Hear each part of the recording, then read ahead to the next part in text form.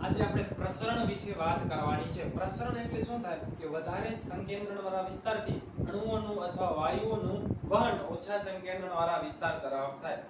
પહેલા તમે જોયું તો ઇન્સ્ટામાં એક રીલ વાયરલ થઈ હતી કે બાપુનો એક જ નિયમ, આગળ નહીં બોલું વિવાદ થઈ જશે, રીલ જોઈ લેજો, મજા આવશે, બરાબર। તો એવી રીતે પાણીના પ્રસરણનો પણ એક જ નિયમ છે। જેમ બાપુનો એક જ નિયમ એમ પાણીનો એક જ નિયમ। કયો નિયમ? વધારેથી ઓછા તરફ જાઓ।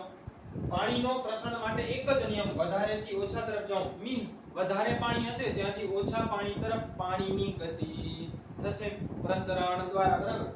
એક એક્ઝામ્પલ લઈએ તો શું છે, આ A ટાંકું અને B ટાંકો બંનેની કેપેસિટી કેટલી છે? 2000 લીટરની કેપેસિટી છે। આની અંદર 1500 લીટર પાણી ભરેલું છે, આની અંદર 500 લીટર પાણી ભરેલું છે। હવે બંનેને જ્યારે જોડવામાં આવે છે ત્યારે પાણી ક્યાંથી જશે? 1500 થી 500, કારણ કે પાણીનો એક જ નિયમ, વધારેથી ઓછા તરફ જાઓ। તો 1500 લીટર થી પાણી ક્યાં જશે? 500 લીટર વાળા તરફ। કેટલી વાર સુધી જશે?